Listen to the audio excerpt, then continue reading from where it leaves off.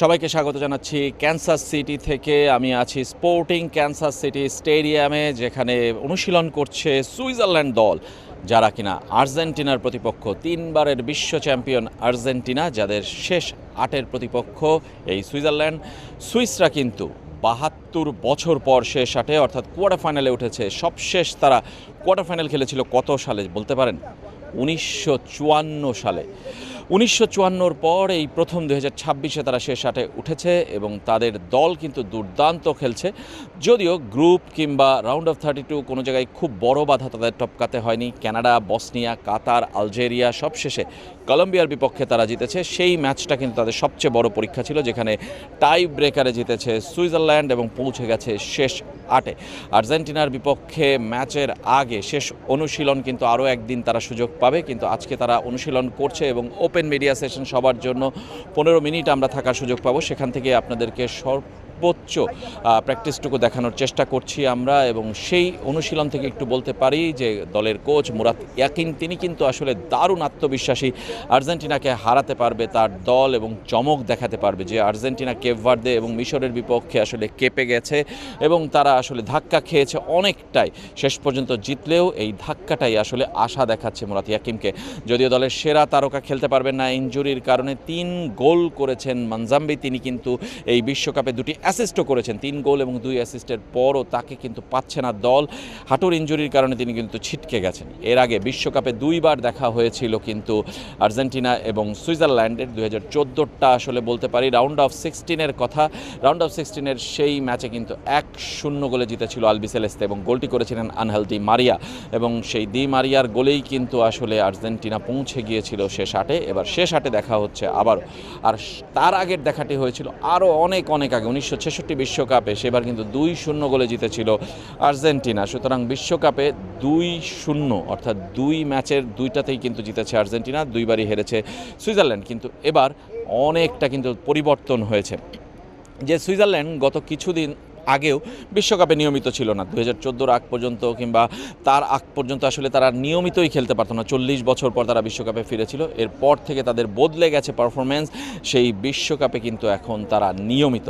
এবং সুইজারল্যান্ড কিন্তু আপনারা জানেন যে স্পোর্টিং কান্ট্রি, এবং সেখানে কিন্তু সবগুলো বড় বড় সংস্থার হেডকোয়ার্টার, ফিফার হেডকোয়ার্টার সুইজারল্যান্ডে, ওয়েফার হেডকোয়ার্টার সুইজারল্যান্ডে, আন্তর্জাতিক অলিম্পিক কমিটির হেডকোয়ার্টার সুইজারল্যান্ডে। সেই সুইজারল্যান্ড কিন্তু বিশ্বকাপে খেলছে নিয়মিত এই মুহূর্তে এবং তারা শেষ আটে আছে, ইতিহাস গড়ার পথে আছে, সম্ভাবনায় টিকে আছে যে আর্জেন্টিনাকে হারালে তারা কিন্তু পৌঁছে যাবে সেমিফাইনালে, যেটা আগে কখনো হয়নি এবং সেটা কিন্তু তাদের হাতছানি দিয়ে ডাকছে। যদিও আর্জেন্টিনা যে সবচেয়ে কঠিন প্রতিপক্ষ সেটা কিন্তু তারা জানে। বিশ্ব চ্যাম্পিয়ন যে দলটি, লিওনেল মেসির যে দলটি, দলের এক ফুটবলার তো বলেই দিয়েছেন যে এই ম্যাচের পর অবসর নেয়াই যায়, কেননা বিশ্বসেরা তারকা লিওনেল মেসির বিপক্ষে তিনি খেলছেন।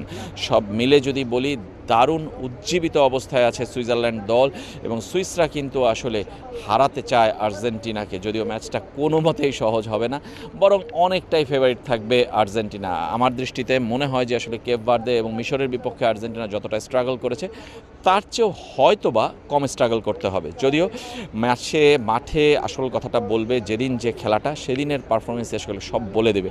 এবং এই শহরে ক্যানসাসে কিন্তু এই মুহূর্তে সুইজারল্যান্ডও আছে, আর্জেন্টিনা দলও আছে।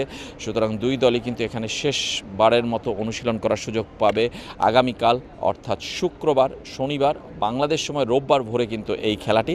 সুতরাং বুঝতেই পারছেন অনেকটা সময় এখনও বাকি, কিন্তু অনুশীলনে আমরা এসেছি শুধুমাত্র সুইজারল্যান্ডকে দেখতে নয়, আর্জেন্টিনার প্রতিপক্ষ সুইজারল্যান্ডকে দেখতে, যারা বিশ্বকাপের শেষ আটে উঠেছে এবং শেষ আটে তারা কেমন করতে পারে, তাদের অনুশীলন আসলে কেমন হতে পারে, তারা আসলে আর্জেন্টিনাকে কতটা সমীহ করছে কিংবা আর্জেন্টিনাকে আসলে তারা কতটা ভয় পাচ্ছে, সেই জিনিসটাই আমরা দেখার জন্য এই অনুশীলনে এসেছি। শেষবারের মতো অনুশীলনটা হচ্ছে, দেখতে পাচ্ছেন এই ক্যানসাস সিটি যে মাঠ, স্পোর্টিং ক্যানসাস সিটি এমএলএসের দল, তাদের স্টেডিয়ামে কিন্তু এই অনুশীলনটা চলছে।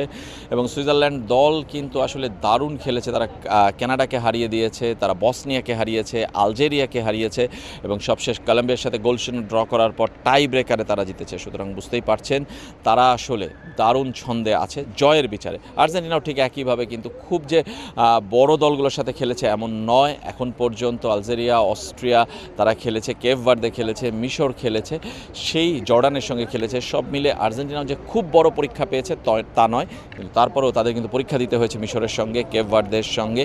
সুতরাং আর্জেন্টিনা এবং সুইজারল্যান্ডের লড়াইটা হবে কিন্তু আমার কাছে মনে হয় যে এক অর্থে দারুণ লড়াই, এবং যে লড়াইটা কিন্তু এখানকার শনিবার রাত 8টায় হবে এইখানকার, এবং সেই জায়গাটায় আমরা বলতে পারি যে ক্যানসাস সিটি স্টেডিয়ামের শেষ ম্যাচ, বিশ্বকাপের শেষ ম্যাচ এই শহরে, সেই ম্যাচটা কিন্তু আসলে দারুণ জমজমাট হবে। আমি বিদায় নিচ্ছি রেজওয়ানুজ্জামান এই মুহূর্তে ক্যানসাস সিটি থেকে, এবং সুইজারল্যান্ডের প্র্যাকটিসের সবশেষ আপডেট জানিয়ে। অ্যাডভান্সড ইলেকট্রোপলিশড ও শতভাগ স্টেইনলেস স্টিলে তৈরি আরএফএল কিচেন সিঙ্ক টেকসই আজীবন।